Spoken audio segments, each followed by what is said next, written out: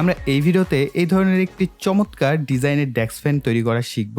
এতে থাকছে ফ্যানের গতি নিয়ন্ত্রণ করার ব্যবস্থা, তাছাড়াও লম্বা ব্যাটারি ব্যাকআপ তো থাকছেই। আমাদের এই ফ্যানটি তৈরিতে আমি 3D প্রিন্ট করা অংশসমূহ ব্যবহার করব, তবে আপনারা চাইলে পিভিসি পাইপ ব্যবহার করেও এই ধরনের জিনিসপত্র তৈরি করে নিতে পারবেন, কারণ আমি সমস্ত মেজারমেন্ট আপনাদের সাথে এখনই শেয়ার করব। আরেকটা বিষয় ক্লিয়ার করে দিচ্ছি, অনেকেই হয়তো বা বলবেন যে ভাই আসলে 3D প্রিন্ট কোথা থেকে করা যায় বা কিভাবে আমরা করতে পারি, এটা অনেকেই আমার কাছে জানতে চেয়েছেন। সো তাদের জন্য ভিডিও ডিসক্রিপশন বক্সে আমি একটা লিঙ্ক দিয়ে দিব, আপনারা সেই লিঙ্কে কন্ট্যাক্ট করে তাদের কাছ থেকে চাইলে যে কোনো কিছু আপনারা প্রিন্ট করে নিতে পারবেন। তবে সেই ক্ষেত্রে অবশ্যই আপনার কাছে 3D ফাইল থাকতে হবে। তবে এই ফ্যানটা যদি আপনারা করতে চান সেক্ষেত্রে আপনার 3D ফাইল লাগবে না, শুধু বললেই হবে যে ভাইয়ার যে ফ্যানটা করছে বা এইটার একটা স্ক্রিনশট বা আপনার বললেই হবে যে ভাইয়ার যে ফ্যানটা সেটা আমরা মূলত 3D প্রিন্ট করাতে চাচ্ছি, সেটা খরচ কত বা জিনিসপত্র কি আপনারা তাদের সাথে কথা বলে নিতে পারেন। সো আমাকে জিজ্ঞেস করে লাভ নেই, আমি এগুলোর খরচ টরচ কোনো কিছুই আমি আপনাদেরকে ক্লিয়ার ভাবে বলতে পারবো না। সো তাদের সাথে কন্ট্যাক্ট করলে তারাই আপনাকে সমস্ত তথ্য দিয়ে দিবে। তো এখন আমরা আবার আমাদের যে ভিডিওর টপিক সেখানে চলে আসি। সো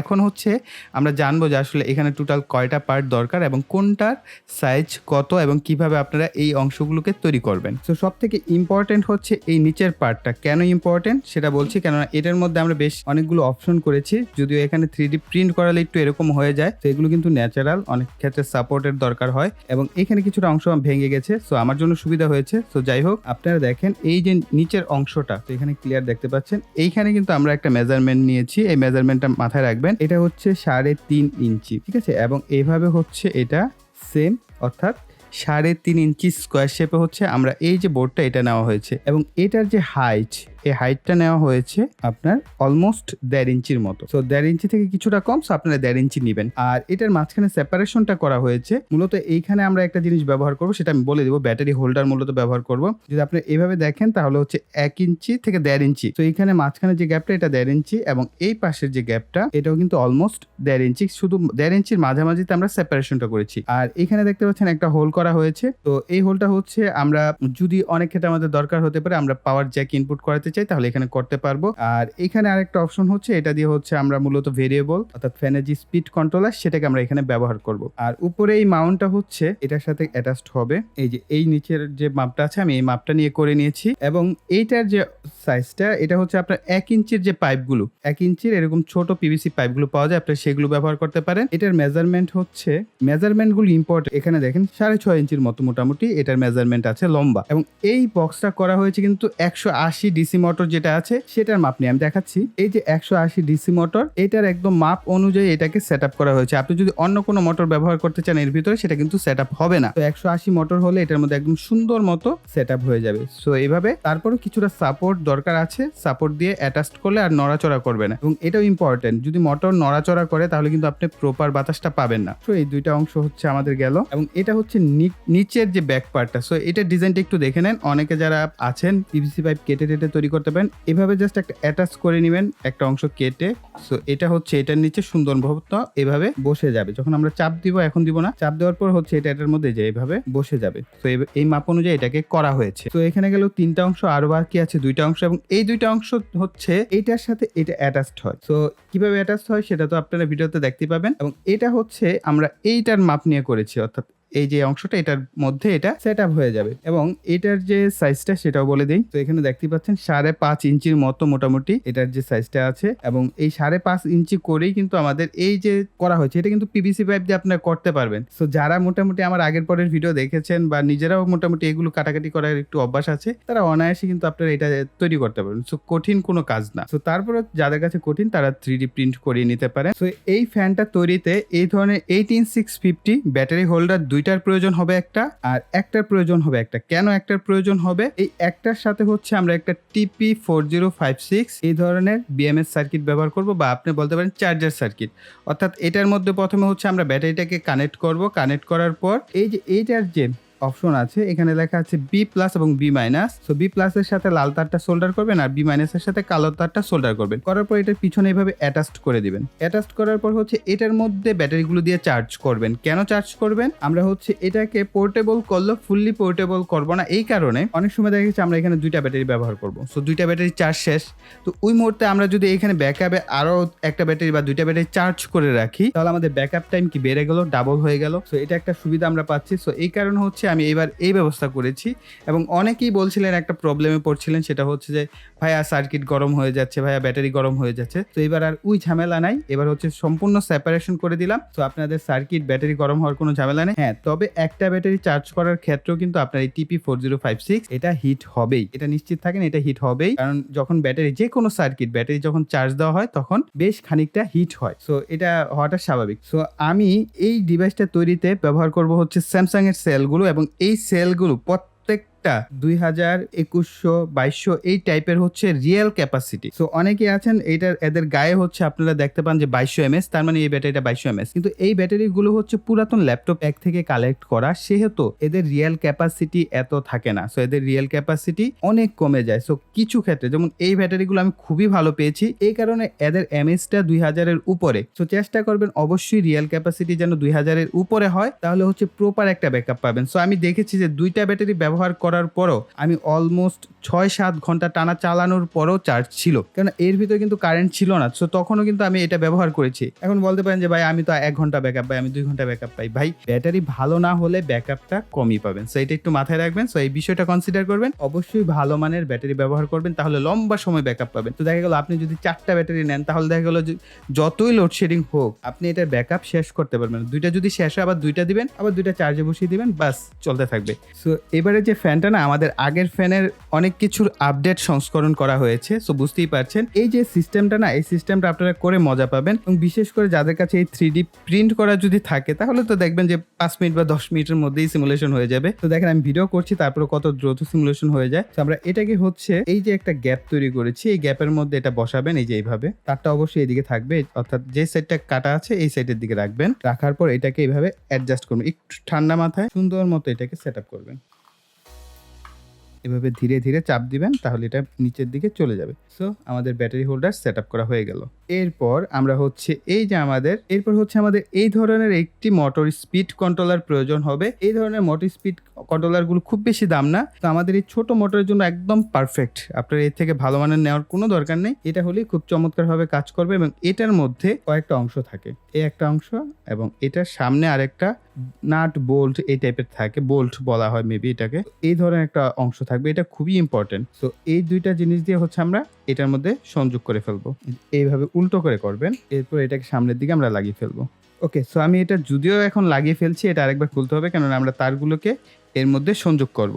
এটার মধ্যে আমরা 180 যে ডিসি মোটরটা আছে এটাকে সেট আপ করবো। সো তার আগে আমি এই ধরনের একটু ট্যাপ ব্যবহার করছি, এগুলো ওয়াল ট্যাপও বলা হয় অনেক ক্ষেত্রে। তো যে কোনো আপনারা ওই যে ইলেকট্রিক্যাল দোকানে গেলে দেখতে পাবেন এগুলো, বা রঙের দোকানেও পেয়ে যাবেন। এটাকে আমরা একটু সামান্য পরিমাণ লাগিয়ে নিব।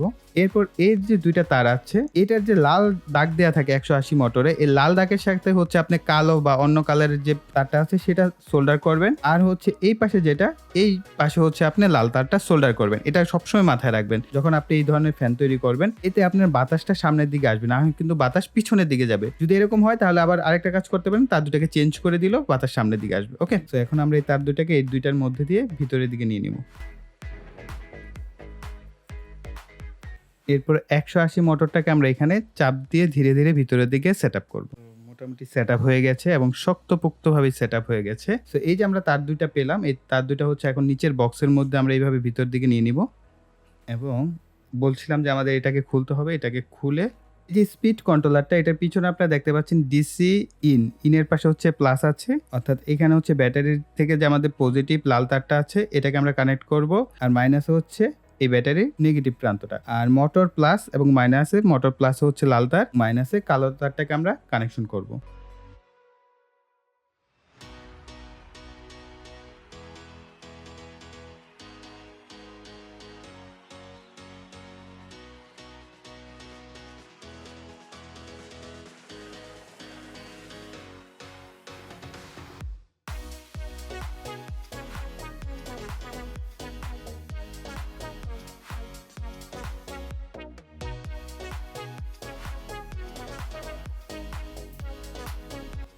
এর উপর হচ্ছে এটা খুব সুন্দর মতো সেট আপ হবে। তবে আপনাদের একটা বিষয় রিকমেন্ডেশন করব, সেটা হচ্ছে আমাদের এই যে প্লাস্টিকের মাঝের যে অংশটা, এটা কিন্তু বেশ হালকা হয়ে যায়। সো যেহেতু এটা ফ্যানটার পাওয়ার খুব বেশি, 180 মোটর কিন্তু বেশ পাওয়ারফুল, এবং যখন এটা হাই স্পিডে চলে তখন কিন্তু ভাইব্রেশন তৈরি হয়। তো এর জন্য এটার ভিতর অবশ্যই ভারী একটা কিছু দিয়ে দেবেন, এই ফাঁকা অংশটা যেহেতু বেশ ভালো ফাঁকা অংশ। তো আমি এইটার ভিতরে হচ্ছে 2টা ব্যাটারি সেট আপ করে দেবো, এবং আপনারা চাইলে আরেকটা কাজও করতে পারেন।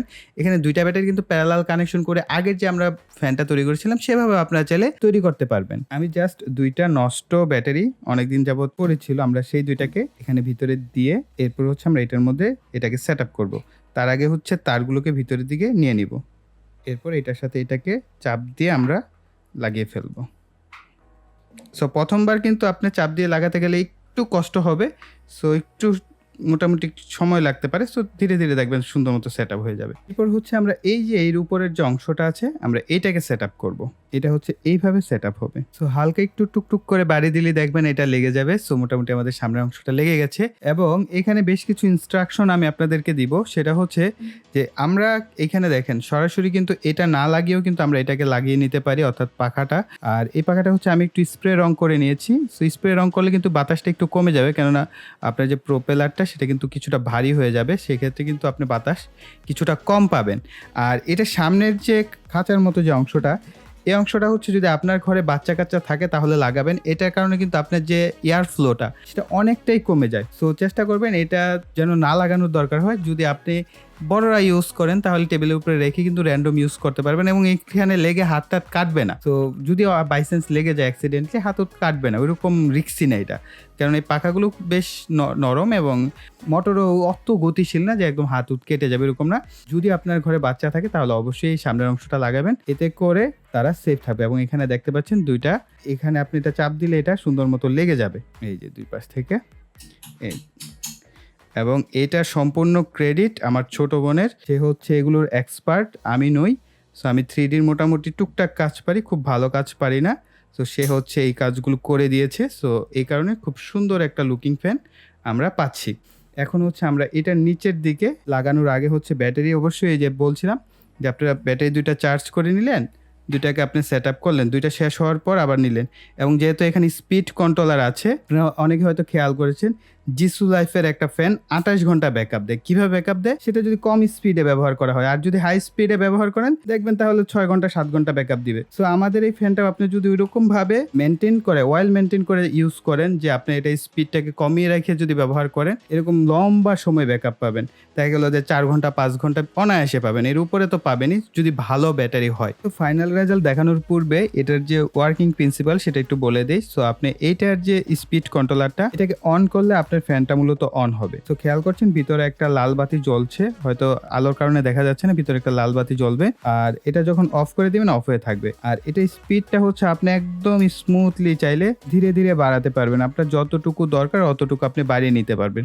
তবে রিকমেন্ডেশন থাকবে এটার যে স্পিড সেটা হচ্ছে 50 বা 30 পর্যন্ত রাখলেই এনাফ, কেননা এর উপরে যাবেন না। কেননা আমাদের এই যে ফ্যানটা এটা কিন্তু মোটামুটি 4 ভোল্ট বা 5 ভোল্টে ভালো চলে, এর উপরে গেলে আসলে এটা স্টেবল থাকে না, অনেক বেশি বাতাস হবে, পাশাপাশি ফ্যানটাও হিট হবে, এবং আপনার ব্যাটারিও খুব দ্রুত ফুরাবে। আপনি যদি এটা স্পিডটা কম রাখেন তাহলে হচ্ছে আপনার অনেক লম্বা সময় ব্যাকআপ পাবেন। অবভিয়াসলি একটা স্টেবল অবস্থায় রাখবেন, যতটুকু মনে হবে যে না এটা আমার জন্য পারফেক্ট, আমি বাতাসটা পাচ্ছি। এবং এই ফ্যানটা থেকে আসলে 2-3 জন বাতাস খেতে পারবেন না। অবভিয়াসলি যেহেতু ছোট্ট একটা ফ্যান, ডেস্ক ফ্যান, এটা দিয়ে হচ্ছে একজন মানুষের জন্য একটা পারফেক্ট ফ্যান।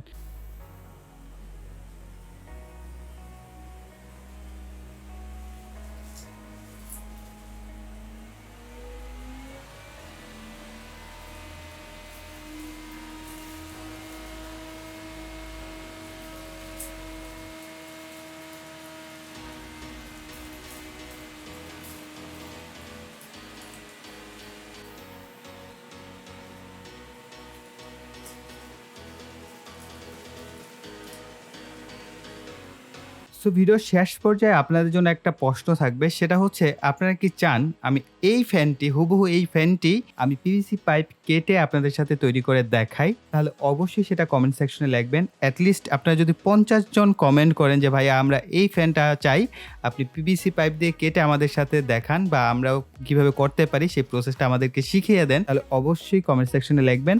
তাহলে হয়তো বা পরবর্তীতে যে কোনো একটা ভিডিওতে আমরা পিভিসি পাইপ কেটে হুবহু এরকম একটা ফ্যান তৈরি করার চেষ্টা করব, সেটা অবশ্যই কমেন্ট সেকশনে লিখবেন। আর যারা কিনা 3D প্রিন্ট করাতে চাচ্ছেন তাদের জন্য ভিডিও ডিসক্রিপশন বক্সে লিঙ্ক দেওয়া আছে, আপনারা চাইলে সেখান থেকে সেই পেজে গিয়ে তাদের সাথে যোগাযোগ করে আপনারা চাইলে এই ফ্যানটারও 3D প্রিন্ট করে নিতে পারবেন। সো গাইস, আমাদের এই ভিডিও এই পর্যন্তই রাখছি। আশা করি ভিডিওটি আপনাদের কাছে ভালো লেগেছে। ভালো লাগলে ভিডিওতে লাইক, কমেন্ট এবং শেয়ার করবেন। আর যারা এখনো চ্যানেলটিকে সাবস্ক্রাইব করেনি, চ্যানেলটিকে সাবস্ক্রাইব করে পাশে বেল বাটনটি অ্যাক্টিভ করে দিবেন পরবর্তী ভিডিওর নোটিফিকেশন পাওয়ার জন্য। সেই বলে এখানে বিদায় নিব। সকল ভালো থাকবেন, সুস্থ থাকবেন, টাটা।